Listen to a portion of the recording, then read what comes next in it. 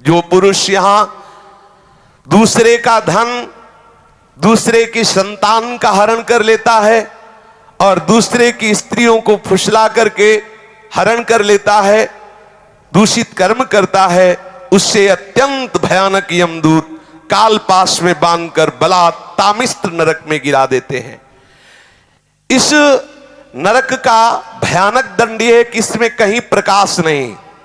थोड़ी देर भावना करना, एकदम अंधकार ही अंधकार, ना तो इसमें किसी तरह का उसको आहार दिया जाता है, ना अन्न ना जल, और निरंतर यम के दूतों की केवल सेवा होती। इसे पीटो डंडे से, जैसे धोबी कपड़े को कूटता है, ऐसे कूटते रहो। अच्छा वहां मरना है नहीं, ये हो कि भाई मर जाना तो 2-4 घंटे पिटाई होगी, मरना है नहीं।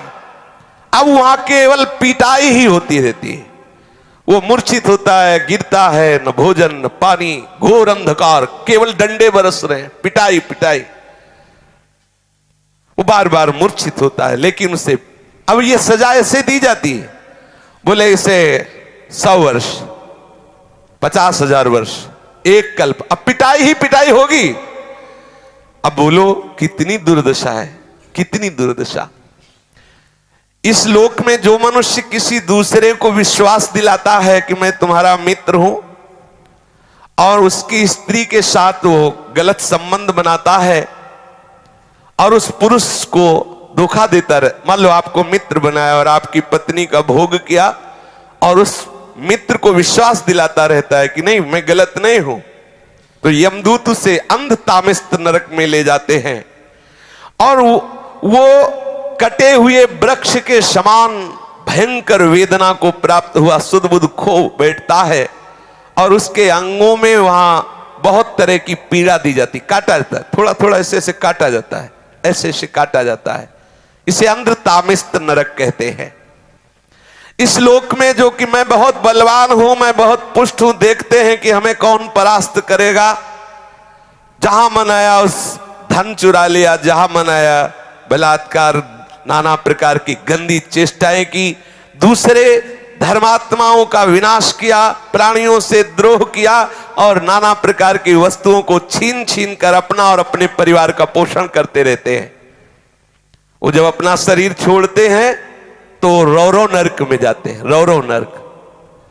इस लोक में जिन जिन जीवों को जो जो कष्ट पहुंचाया है, यमराज के दूत वैसा ही वो रूप धारण करते हैं, रुरु नामक होकर के भयंकर कष्ट देते हैं। इसीलिए इस नरक का नाम रौरव है।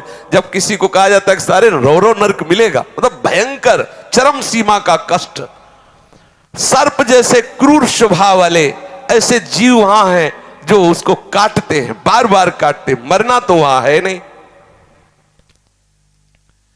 महारौरव नरक, रौरव नरक ऐसे लोगों को प्राप्त होता है जो अपने शरीराभिमान में आकर के दूसरे धर्मात्माओं को, जीवों को नाना प्रकार के कष्ट देते हैं, उनसे वस्तुएं छीनते हैं, अपहरण करते हैं, और स्वयं अपने परिवार और अपना भोग सामग्री एकत्रित करते, अहंकार के द्वारा, भोग सामग्री धर्म के द्वारा, भगवत प्रसन्नता के लिए। यदि अहंकार के द्वारा दूसरे की हिंसा आदि करके आपने, तो फिर वो भोग भोगना पड़ेगा। जो इस लोक में दूसरे निरपराध प्राणियों को रोते चिल्लाते हुए सुख का अनुभव करता है, खूब दर्द दे, ऐसे बड़े बड़े निर्दयी लोग हैं, यहां दर्द दे, और वो समझते बड़ा आनंद। वहां ऐसे यमदूत आनंदित होते, नाचते कूदते यमदूत, और उनको कोल्हू में पेरते, खूब दर्द देते हैं।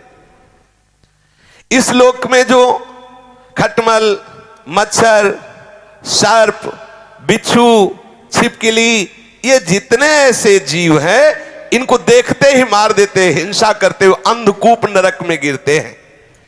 भगवान ने इन जीवों के कर्म के अनुसार इनकी रचना की, रक्तपान आदि इनका स्वभाव है, ये नहीं जानते। मच्छर ये नहीं जानता कि हम काट रहे हैं तो इनको दुख होगा, वो नहीं जानता। उसका जैसे हम भोजन पाने के लिए अन्न आदि पाते हैं, ऐसे वो उसका भोजन रक्त भगवान ने निश्चित किया, उड़ा दी। बोले अगर मच्छर नहीं मारेंगे तो नाना प्रकार के बुखार वाले रोग पैदा हो जाएंगे। सच्ची मानिए, जब रोग पैदा होना होता है तो हो ही जाता, रोग पैदा ना हो तो, रोग अगर नहीं होना ना तो आप खुले मच्छरों में बैठे रहो, नहीं का।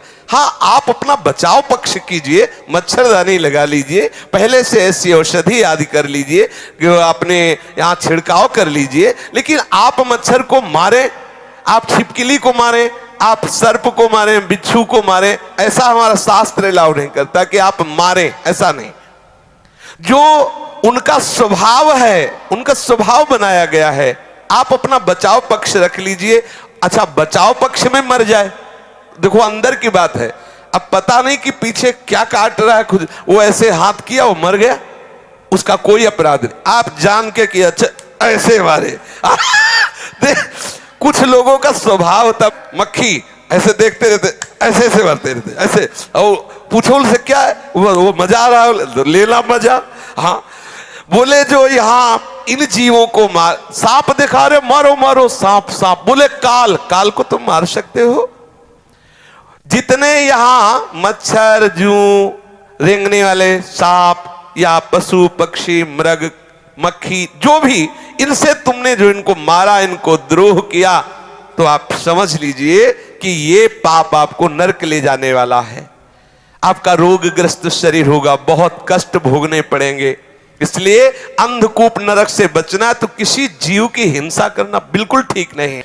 इस लोक में जो दूसरे से पैसा लेकर झूठी गवाही देते हैं, जो इस लोक में बहुत झूठ बोल करके व्यापार करते हैं, जो अपना काम बनाने के लिए झूठा प्रलोभन दे देते हैं, हम तुमको इतने रुपए देंगे, ऐसा ऐसा ऐसा, जो दान के समय किसी को झूठ बोल के फुसला लेते, ओ तुम्हें इतने रुपए देंगे, काम करवा ले, काम बन गया, आदि आदि झूठ बोल दिया, उसे आधार शून्य अविची मान नामक नरक में गिराया जाता है। अविची मान ये 100 योजन ऊंचा है, 100 योजन ऊंचे से उसे सिर के बल फेंका जाता है, बार बार बस यही किया जाता है, नीचे गिरा फिर ऊपर से ले गए, फिर 100 योजन से नीचे, फिर ऐसे भयंकर कष्ट, इसे अविची मान कहते हैं। गिराए जाने पर उसके शरीर की नस नस टूट जाती है, प्राण तो निकलते नहीं, फिर ऊपर ले जाएगा, फिर पटका गया, फिर ऐसे ऐसे।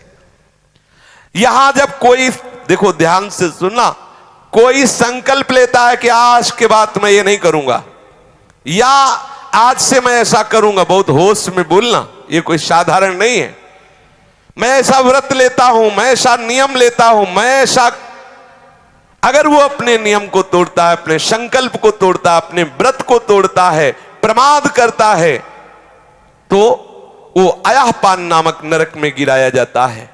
छाती में चढ़कर यमदूत उसे गला हुआ लोहा पिलाते हैं। वाणी से ठीक बोलो, ठीक नियम, ठीक निष्ठा, ऐसे नहीं कि जो मनाया सो बोले। इस प्रकार से सैकड़ों हजारों नरक हैं।